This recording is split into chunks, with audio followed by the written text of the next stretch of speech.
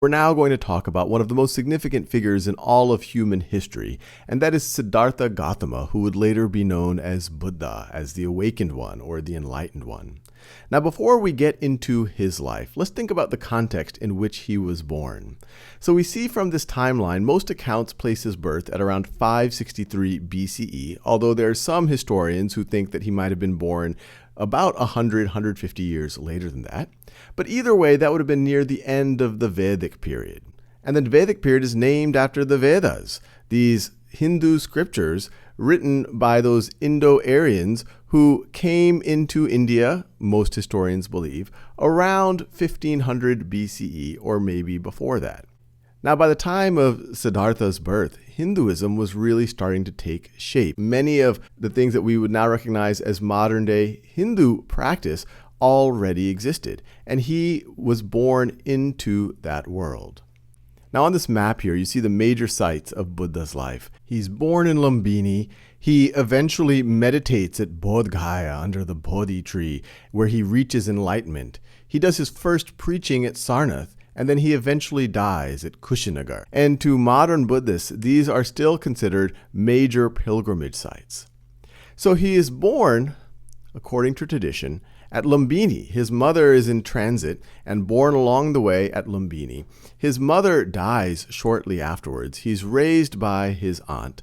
But his father, in some accounts, is a king, a chieftain, and he's able to give the young Siddhartha Gautama a very good, a very sheltered life. And this life continues into his 20s. He's able to get married, have a child. But at the age of 29, he's able to leave the compound. He's able to see the world as it really is, outside of this world that his father has created for him. And he sees old age, he sees sickness, he sees poverty. And this creates a lot of consternation in Siddhartha. He wonders why this is so. Why is there this suffering in the world? And so he decides, once again at age 29, to seek the truth, to try to understand the universe as it is. And remember, this is in India where it was common practice for religious ascetics to go off into the woods and to meditate about the true nature of reality, try to obtain moksha. So he goes and follows that same practice.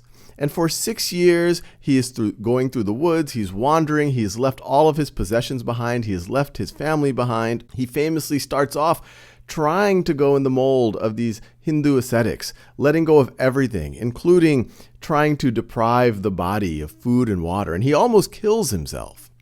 But then eventually, at age 35, he makes his way to the town of Gaya, now known as Bodh Gaya. And over there, he meditates under a sacred fig tree, later known as the Bodhi tree. And he meditates there for 7 days. And on the 7th day, it strikes him. He has a revelation. He awakens, so to speak. And according to Buddhist tradition, from that moment, he becomes the Buddha, or the awakened one. And for the next 49 days, he makes no contact with anyone, but he eventually makes his way to Sarnath. And at a deer park there, he re-encounters 5 of his previous followers, and they had given up on him, but now they see that there's a change in Siddhartha, now the Buddha. And he begins to explain to them what he has seen, what he has discovered. This is a quotation from the Dhammacakkappavattana Sutta, and that is what it was called in the Pali language, which was the language of Buddha's time. And it can be translated as setting the wheel of Dhamma, which is another word for dharma, the Sanskrit word dharma, in motion. And dharma in Hinduism means this cosmological law, what you should follow in your life. Dhamma in Buddhism, or dharma in Buddhism, can mean that, but it can also mean the teachings of Buddha. And the Dhammacakkappavattana Sutta, which was the sayings of Buddha at Sarnath, are considered to be his first teachings to his followers. There are these 2 extremes that are not to be indulged in by one who has gone forth. Which 2? That which is devoted to sensual pleasure with reference to sensual objects, base, vulgar, common, ignoble, unprofitable, and that which is devoted to self-affliction, painful, ignoble, unprofitable. Avoiding both of these extremes, the middle way, leads to calm, to direct knowledge, to self-awakening, to unbinding. So this is considered to be Buddha's first reference to the notion of the middle way.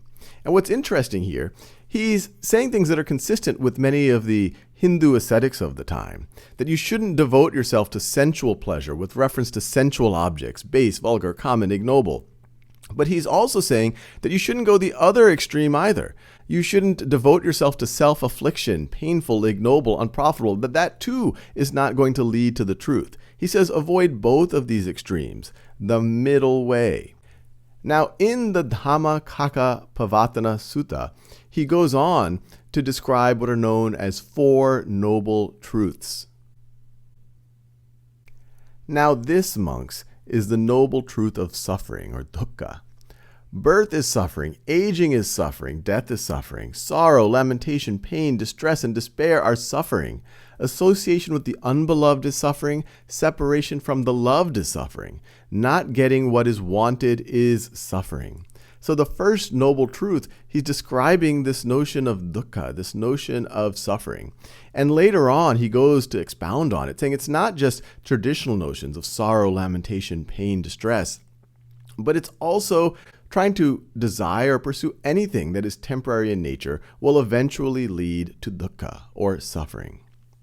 And this, monks, is the noble truth of the origination of suffering, the craving that makes for further becoming, accompanied by passion and delight, relishing now here and now there, craving for sensual pleasure, craving for becoming, craving for non-becoming. So that cause of the suffering is this craving for these impermanent things. And this, monks, is the noble truth of the cessation of suffering, the remainderless fading and cessation, renunciation, relinquishment, release, and letting go of that very craving. So here he's saying, look, you don't have to suffer. There's a way to escape from it, and it's essentially to stop that craving. That's the third noble truth. And this, monks, is the noble truth of the way of practice leading to the cessation of suffering. So how do you actually practice life in a way that you can seize this suffering?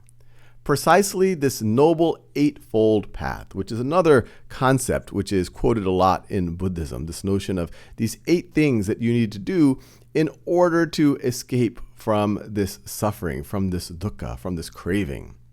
Right view, right resolve, right speech, right action, right livelihood, right effort, right mindfulness, and right concentration. This comes from the Dhammapada, which you can interpret as the path to Dhamma, or the path to Dharma. And Buddha says, all that we are is the result of what we have thought. It is founded on our thoughts. It is made up of our thought, which is a core idea in Buddhism, that this notion of separateness, this is just due to our thoughts. It's all happening in our mind. The physical reality that you think is somehow more permanent than the transient thoughts, it's all happening in your thought. It's all happening in your mind. And the separateness is really an illusion. And once again, very similar idea to what we see in the Upanishads. Now, one final idea Buddha taught throughout his life and eventually dies at Kushinagar, which is one of those 4 pilgrimage sites that we saw on that map. But what really accelerated the spread of Buddhism, especially beyond India, was the reign of the Emperor Ashoka during the Maurya Empire. And we talk about Ashoka, we have a whole video on him. But he eventually converts to Buddhism, and he sponsors it, he builds temples, and he sponsors missionaries to spread Buddhism from Europe all the way to China. And so Buddha was obviously the central figure, but Ashoka was the accelerant that spread Buddhism to the world.